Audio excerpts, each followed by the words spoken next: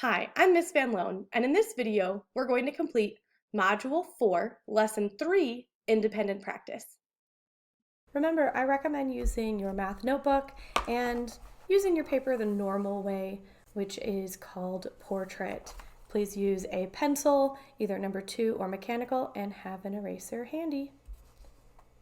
For the purposes of this video, I will be using a blank sheet of white paper, and it will be in the landscape orientation. That is because it works better for the video camera. I'm also going to be using pen because it shows up better on camera. All right, let's get started. Module 4, Lesson 3, Independent Practice. Name. Number 1. What is the constant of proportionality in the equation y equals negative 5x? So first of all, I think some notes are in order. What is a constant of proportionality? Why are we suddenly seeing an equation instead of the graph or the tables? If you remember in the last lesson, we talked about proportional relationships. And the word proportional means that something is in scale relationship to something else. For example, if there was a model of a car and that car was proportional to the original car, the full-size car, then they would have the same measurements, the same dimensions, just bigger or smaller. So same dimensions, but larger or smaller. And if you remember, we said that in a graph, it always starts at 0 and goes up in a straight line. This is x, this is y, and this is the origin 0, 0. So a straight line through 0, 0. Otherwise known as the origin. So when is this used? This is used when talking about things like scale models, like what I was just talking about with a car, or sometimes when you're buying items, and let's say you're buying apples, and you're going to pay, I don't know, let's say $1.20 per pound. So this relationship right here, this tells us it's $1.20 per pound. I already know it's going to be a proportional relationship. And when we do the x and the y, we see that x could be 0 apples, it could be 1 pound, 2 pounds, it could be 5 pounds, it could be 10 pounds. And when I buy 0 pounds of apples, I will pay $0. There's my 0, 0. If I buy 1 pound of apples, I'll pay $1.20. If I buy 2 pounds of apples, I will pay $2.40. If I buy 5 pounds of apples, let's see, that would be 5 and then another dollar, so $6.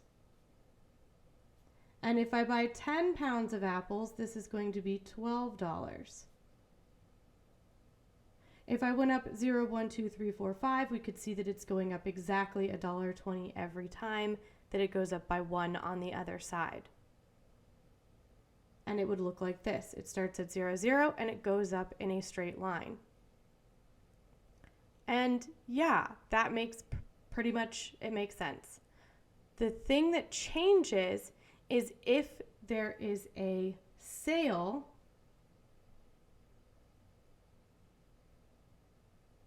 where you get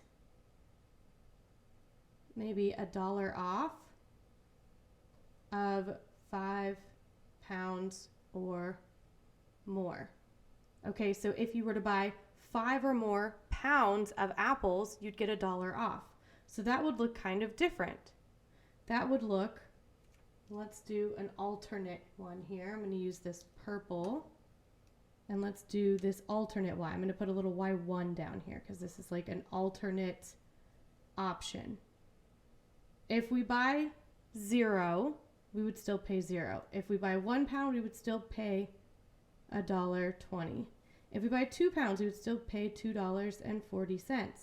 But if we buy 5 pounds, instead of being $6, remember if we buy 5 pounds or more, it's $1 off, we would pay $5. And then with 10 pounds, instead of paying $12, we'd pay $11. So this graph, sure, it'll start at 0, 0, it'll start going up, and then suddenly it'll jump over, right? So if this is my x, 1, 2, 3, 4, 5. When I get to 5, I'm not going to go up anymore. It's going to actually go down, and then it'll go back up. So at 5, I'm going to get $1 off. So it'll go down by $1, and then it'll keep going up. So that wouldn't be a straight line. It's got a little crooked part in it. So that means that anytime you buy something in bulk and you get a discount for it, that's no longer a proportional relationship. And this matters in the real world because if you buy things in bulk, which just means you buy a lot at one time, then oftentimes you do get a discount. And all we're doing is we're just naming it. We're naming what that is, and that is called a proportional relationship. And in the real world, where this happens is when you're paying a certain price for a certain amount of something. In this case, pounds of apples.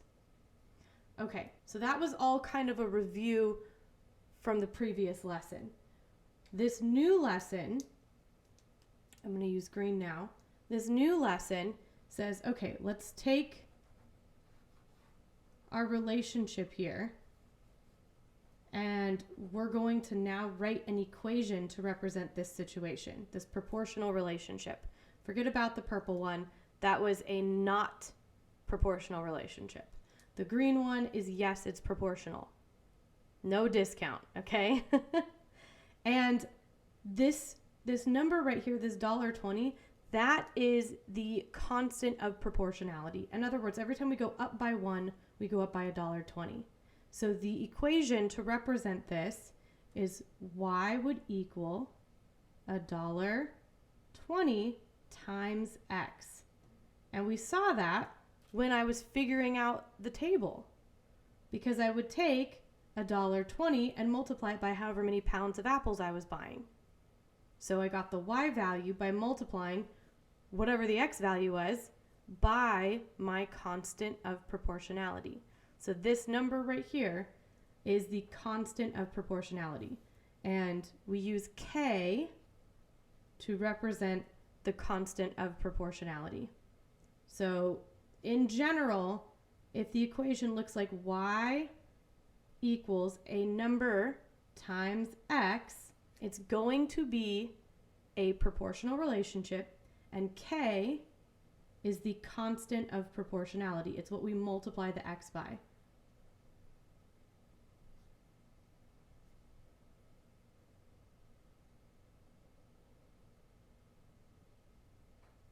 Okay?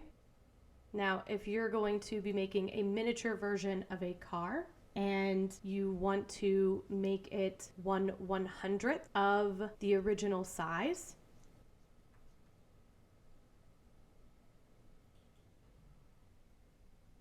so if you're going to be making a model of a car that is 1/100th of the original size, what is K going to be? What is your constant of proportionality? It's going to be 1/100th. So y equals 1/100th of x. So your new size, your new measurement, is going to be 1/100th of the original measurement of the car. So for example, if you measure the headlights and you measure that the headlight is exactly 1 foot or 12 inches wide, then 1/100th of that measurement will give you the measurement for your new little car model. and then the small car, the model, would be proportionally related. It will be a scale model to the original. Let's come back over here to number 1, and we can see that we are in this equation where y equals k times x. So the constant of proportionality is k, which is -5. So the answer is -5 because y equals k times x, and k is COP, constant of proportionality. All right, let's do number 2. We have a table.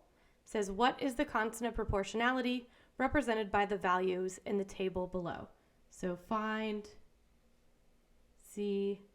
constant of prop. I'm just going to put constant of prop. X, Y. Okay. So what's this going up by? This is going up by 6. This is going up by 6. This is going up by 6. This is going up by 1, by 1, by 1, by 1. Now, when we write k, when we find k is actually going to be the change in y divided by the change in x. And why am I putting a little triangle there? So I guess we'll come back over to my notes here. A triangle is the Greek letter delta, and delta means change. So this triangle means change. So when I put the change in y divided by the change in x, we're talking about what we're going up by. We're going up by 1 every time, and here we're going up by 6 every time. So can you see what we're going to write? What's the change in y? What's the change in x? Okay, what did you get? You should have got 1 over 6. So it's what the change in y is, what we're going up by, for the y side divided by whatever we're changing by on the x side.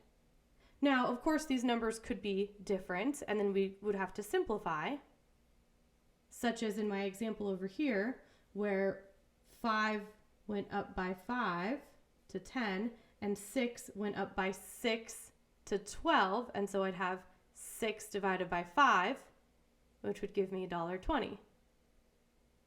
So you can still do it with other numbers and then just simplify. So the constant of proportionality is 1 over 6.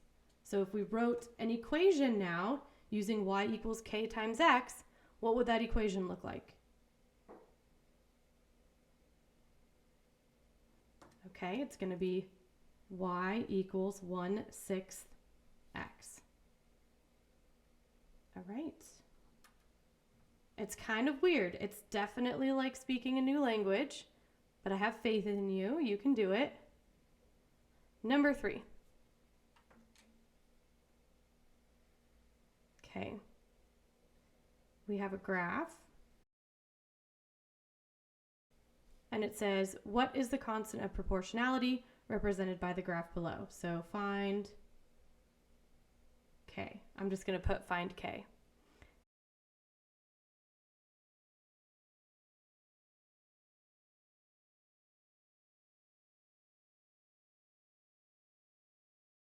Okay, we have a point at 0, 0. We have a point at 1, 4. You can look on the graph and see it's perfectly going through 1, 4. So look at where it crosses those grid lines. And then we have another one here where it crosses at -1, -4. So now it wants us to figure out K, remember, which is the change in Y over the change in X based on this graph. So it's even easier to figure it out on the graph than it is to figure it out from the table. And you're probably like, what? How is it easier to find that when here all we had to do is see how much it's going up by? Oh ho ho, I'll tell you. Because we can do the exact same thing. So how much did we go up by when we went from this point to this point on the y-axis? 1, 2, 3, 4. From 0 to this point, we went up by 4. That's the change in y. We went up by 4. Now how many did we go up by on the x-axis? We went up or over by 1. So we went up 4 and over 1. Change in y over the change in x.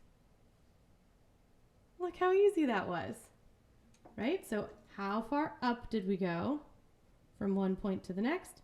And then how far over did we go? How far up? How far over? And we got 4 over 1, which we can simplify to be just 4. All right, let's do number 4. Number 4 says, suppose y varies directly as x and y is 16 when x is 8. So this is using the vocabulary of a direct variation. A direct variation is the exact same thing as saying a proportional relationship. It's two ways of saying the same thing. It's like if two people named the same thing, just different words, okay? So when it varies directly, that means it's saying it's in a proportional relationship. So y varies directly to x, and y is 16 when x is 8. So then we've got 3 questions here. So A is, what is the constant of proportionality? B, what is the direct variation equation? And C, what is the value of y when x is 16? Okay, so let's answer all 3 of these. So first of all, we know it is a proportional relationship. It's telling us right here, this means yes, proportional, relat for relationship. Yes, it is a proportional relationship. Okay, so when y is 16, x is going to be 8. So how do we find k? Well, let's use our equation. Y equals k times x. So if we know that y, when y is 16, x is 8, what's k going to be? If 16 is k times 8, what's k? Well, it's 2, right? Because 16 equals 2 times 8. So k equals 2. K, the constant of proportionality, is equal to 2.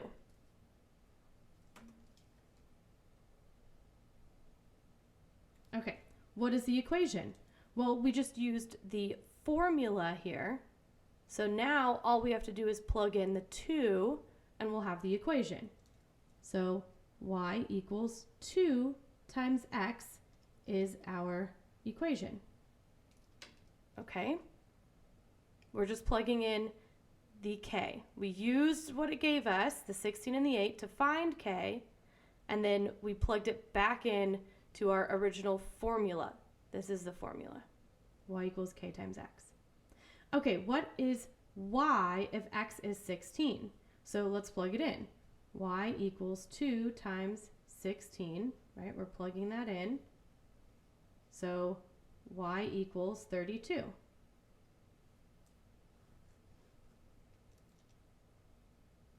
There we go. That's it. That's number 4. Let's do number 5.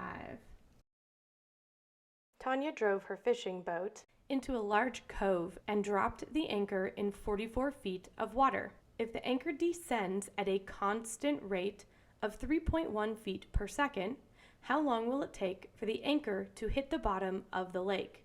Round your answer to the nearest tenth of a second if necessary.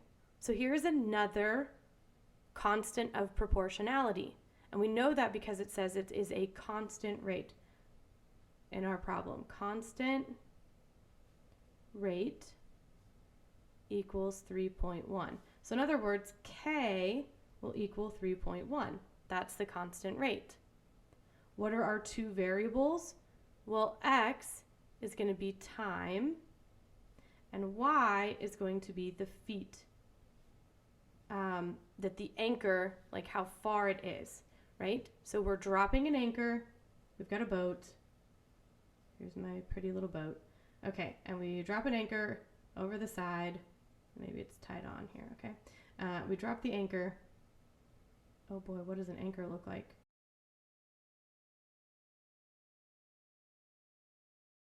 Okay.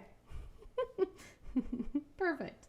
So we drop in an anchor. The anchor is going down at a rate of 3.1 feet per second. That's what it said, feet per second. So our equation for this rate is going to be y equals 3.1 times x. So y is how many feet it has traveled, how many feet down it's traveled. Now the maximum feet that it's going to be able to travel is 44 feet, because that's how deep it is. So the anchor is not going to just like keep going like, you know, through the earth and drill to the core. It's just going to sit here on the bottom. Okay, so feet deep. I guess we should say that's from the surface of the water. So wherever the surface of the water is, it's 44 feet deep. It's falling at 3.1 feet per second. How long will it take to hit the bottom of the lake? So we want to know what x is when y, when the feet deep, is actually 44. So I think the easiest way to do it is to plug in our 44 feet into our equation for y and solve. 44 feet deep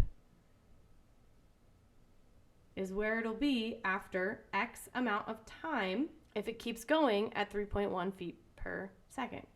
Okay? Your other option would be to make a table, right? With X and Y, and X is 1 second, 2 seconds, 3 seconds, 10 seconds, right? And just keep going. And after 1 second, it's 3.1 feet. After 2 seconds, it's 6.2. And then well, let's do 4 seconds. After 4 seconds, it would be 6.2 times 2 is 12.4. After 10 seconds, well, this would be 31.0. And, okay, so 10 and 4, so 14 seconds would be 43.4. Ooh, there we go, right? It's going to be somewhere between 14 and 15 seconds, because if we have another 15, if we have another second, it's got another 3.1, and that would be 46.5, and that's too far. So it's going to be somewhere between 14 and 15. And using this table method, we would have to just keep like guessing. Is it 14 and a half? Is it 14.2? But if we use the equation, we can solve it precisely. So let's do that. Let's separate our equation. We want to get the x's by itself. So we're going now back to our previous module where we learned how to solve for x. And since we have 3.1 x's, we're going to divide by 3.1 on both sides. Take out our handy dandy calculator and say 44 divided by 3.1 equals 14.19354,839, and it keeps going. What does it say in the problem? Round to the nearest tenth of a second. So that would mean the 10th place is right there. Okay, so the 9 is going to make the 1 round up. On here, this side, the 3.1 is gotten rid of, and that's just what x equals. So we're going to say 14.2 seconds. Okay, the anchor is going down at 3.1 feet per second. After 14.2 seconds, it will be resting on the floor. Number 6. A butcher shop has the following packages of steak on sale. And then there's a table with a whole bunch of types of steak: strip, top sirloin, filet mignon, ribeye, T-bone, porterhouse, and flat iron. It says at the bottom underneath the table, the unit price of steak is its cost per ounce. This column is left blank for you to fill in if you wish. So hint, that's what we're going to have to do.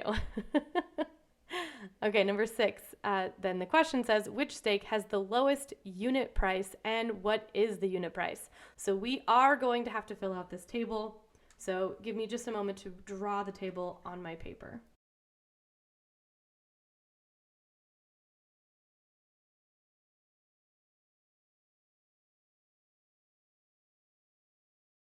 Okay, you don't have to replicate this entire chart like I did, but I replicated it so that I can point things out to you as I'm doing the math. The part that I'm going to write from here on, you should be writing down on your notes or on your independent practice homework, but you don't have to copy down the whole table. So what we're looking for is we're looking for the unit price. The unit price is the dollar per ounce. And normally this is the kind of calculation that I actually do while I'm in the grocery store shopping to try and figure out what is the best deal for my dollars. And when you're looking at meat in the grocery store, they make it really easy for you because they put the dollars per ounce on the actual package. Actually, hold on. Let me see if I can find one and show you. Okay, I have some frozen chicken, and you can see the total price here is $11.27. And if you look at the rest of this, it says the price per pound is $7.99 times the weight in pounds, which is 1.41 pounds. So $7.99 per pound times 1.41 pounds. And then this has an extra thing because it was on sale, so it was actually $6.99 a pound times the 1.41 to give a total of $9.86. Okay, so normally when you buy meat at the grocery store, it tells you the unit price and you don't have to actually calculate it. But sometimes when you're shopping for dry goods like cereal, grains, sometimes for canned goods, it's not always clear exactly what the unit price is. Usually it'll say on the price tag, but not all the time. Okay, I just put the chicken away and washed my hands, so let's continue. What this is saying is normally you would just take the number of ounces and the dollars and organize them dollars divided by ounces to find the dollar for every 1 ounce. Remember, a unit rate is for every one of whatever is in the denominator. However, they wanted to make it complicated. So they said we're doing 12 steaks at 8 ounces per steak and paying a total of $51.84 for those 12 steaks, which are each 8 ounces. And so then we have to find the ounces. So basically, we're going to do it like this. The dollars, so for the top one, for this one, and here's where you do need to write it down, $51.84 divided by, and then we're going to multiply those. 12 steaks at 8 ounces per steak. 12 steaks times 8 ounces per steak. Handy dandy calculator. 12 times 8 is 96. So this is 51.84 divided by 96. 51.84 divided by 96 equals 0.54 dollars per 1 ounce. That is our unit rate for these strip steaks. Let's go ahead and put that. $0.54/OZ for per ounce. Okay, let's do it again for all the rest of these steaks. So the total dollars, $43.50 divided by 25 times 6 ounces, which will equal $43.50 divided by 25 times 6 is 150, and that's ounces. So then 43.50 divided by 150 is $0.29 per ounce. 1160 divided by 2 steaks times 10 ounces each will be 1160 divided by 20 ounces total. 1160 divided by 20 ounces is $0.58 per ounce.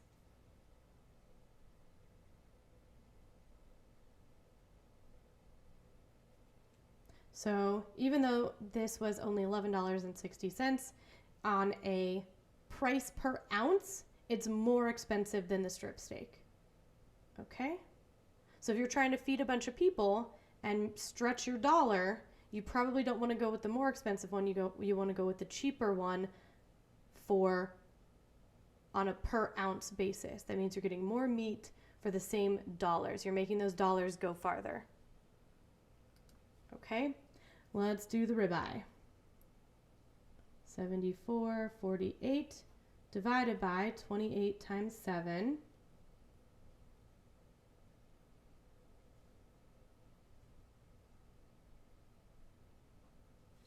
28 times 7 is 196 ounces. So 74.48 divided by 196 ounces is $0.38 per ounce.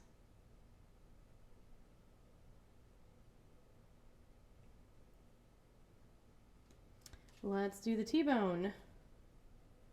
36.72 divided by 6 times 18 ounces.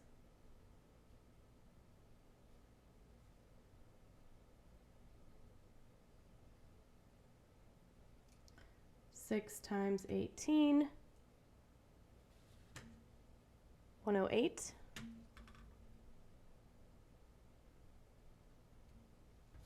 $36.72 divided by 108 ounces is 34 cents. So $0.34 per ounce.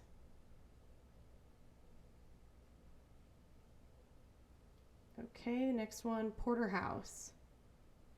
28.80 divided by 3 times 20 ounces equals 28.80 divided by 60 ounces total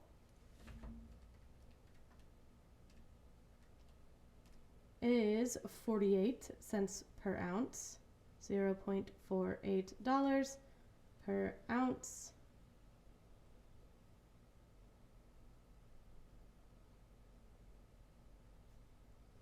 Okay, and then the flat iron is $91.84, which is the biggest total price on here. So you'd be paying more up front, but look how many steaks you get. You get 32 steaks. That is a lot of steaks. So let's see if that makes it a good deal. 32 times 7 ounces each. $91.84. Any guesses? right? Any guesses here? Do you think it's going to be less than the 29 cents per ounce, or do you think it's going to be more? Okay, 32 times 7 is 224 ounces. 91.84 divided by 224 ounces. 91.84 divided by 224. Oh, 41. Well, I didn't write that correctly. Let's try that again. Okay, $0.41 per ounce. Okay, so in fact, when we go all the way back now to our original question, is which steak has the lowest unit price and what is its unit price? That is going to be the top sirloin at 29 cents per ounce. We'll write the top sirloin is the best deal. It has the lowest unit cost of 29 cents per ounce. Okay, let's move on to number 7, guys. That was fun. Number 7, it says, which steak has a unit price of 58 cents or $0.58 per ounce? 542958. That would be the filet mignon. The filet mignon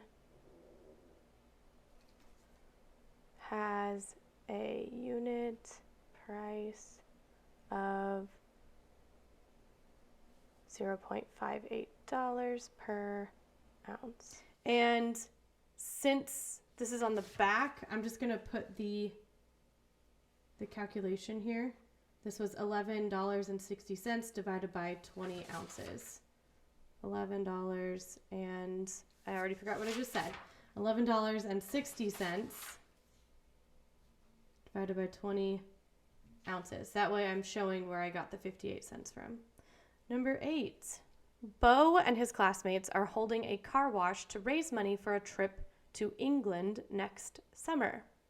During the first 32 minutes, they have washed a total of 5 cars. If the class continues at this rate, about how many will they have washed after 9 hours? So we have a rate of 5 cars per, put a line, per 32 minutes. And it says if it continues at the same rate, and we know that at 0 minutes they would have washed 0 cars because that's what makes sense, then we are talking about a proportional relationship here, people, a prop relat. That means that this right here is our K. Our K equals 5 over 32. That is not a pretty number, but you know what? We can work with it, okay? We can deal. So what is our formula? Do you remember the formula where we use K? The formula for the proportional relationship? Go look it up. I'll wait like a few more seconds. Just turn your paper over or look up at the top. What is that formula? Okay, it's Y equals K times X. And if we have K, if we have our rate, then we can figure out this other stuff. So usually X is going to be time, almost always. And let's talk about why real quick. Why is X usually time? X is usually, U-S-U-A-L-L-Y, usually time. And that's because we usually talk about dollars per hour, or we talk about miles per hour, or if we're running, meters per second. See how all of these are time on the bottom? When we graph things, X is usually time. If time is involved, we're usually measuring something over time. As time progresses, something is happening. Time is usually the X. And remember, when we have change in Y over change in X, it's X on the bottom. So time is almost always going to be the X. There are some exceptions to this, but if you've got to take a guess at which one is going to be time, I would say 80 to 95% of the time, you're going to be right if you choose that X is going to be time. Okay? So that little aside over, okay? So back to this. So X is the time, Y is the number of cars. So X equals time, Y equals cars. And if we're doing cars per minute, change in Y, cars over change in X, minutes, that lines up. Our formula is Y equals K times X. So our equation, ladies and gentlemen, is Y equals 5 over 32 times X. Now that we have all of this written down, what are we going to do with this information? We have an equation, we have the constant of proportionality, we know that X is the time, Y is the number of cars. So we look back at the question and it says, about how many will they have washed after 9 hours? So what do we plug in here for the X? Do we plug in 9 hours?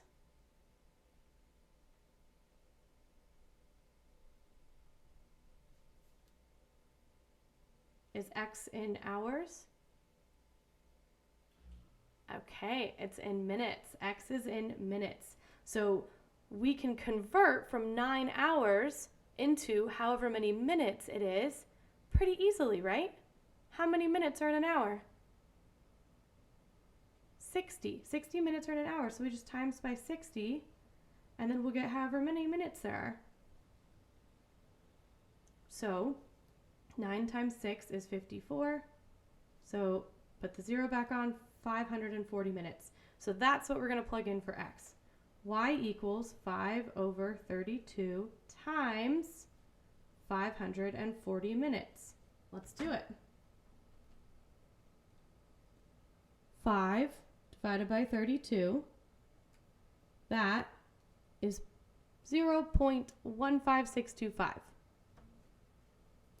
Y equals 0.15625 times 540. Times 540.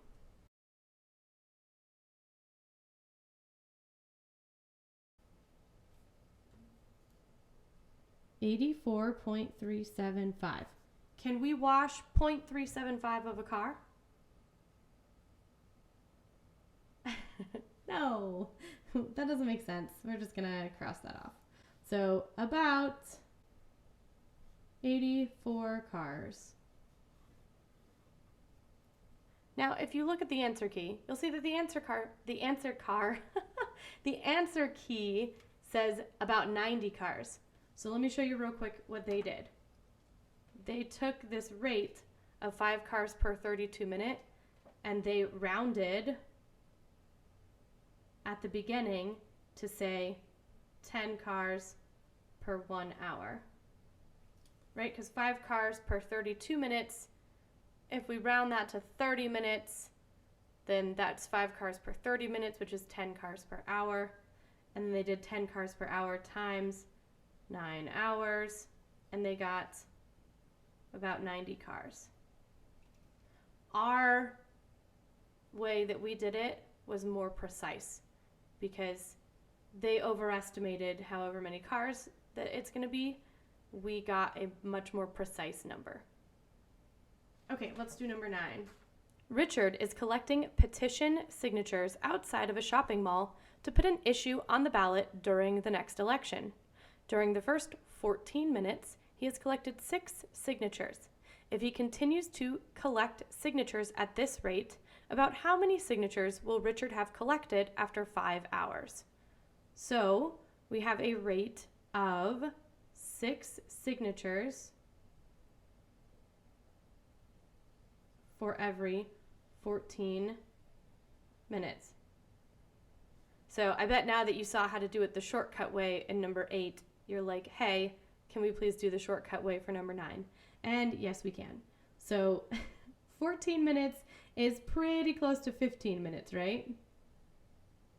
So let's just say 6 signatures for every 15 minutes. And then we can multiply that by 4 over 4 to get 24 signatures per 1 hour, right? 15 minutes. There's 4 groups of 15 minutes every hour. So 15 times 4 would be 60. 60 minutes is 1 hour. So that's how we got this. So that we're going to use this as our K. So then we plug it into our equation, y equals K times X. Y equals 24 over 1, which is just 24, times X. And what is X? How much time are we looking at? Okay, 5 hours. 5 hours. So since our rate is in hours, the one that we're using, this 24 signatures per hour, we can plug in 5 hours. So y equals 24 times 5. 24 times 5 equals 120. So Richard will collect about 120 signatures in 5 hours.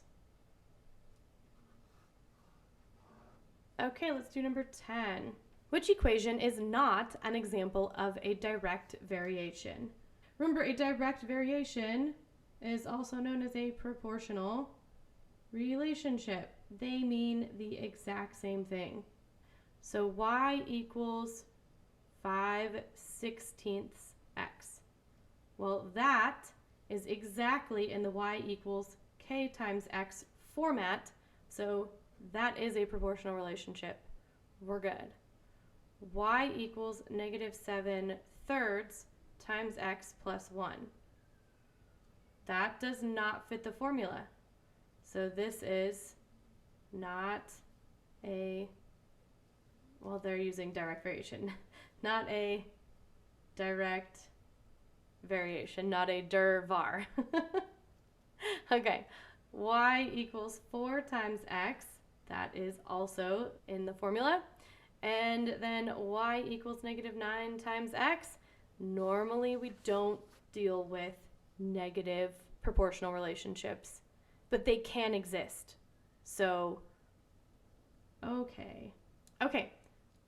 I hope that that was enlightening and that you know a lot more about proportional relationships and direct variations. Have a fabulous day.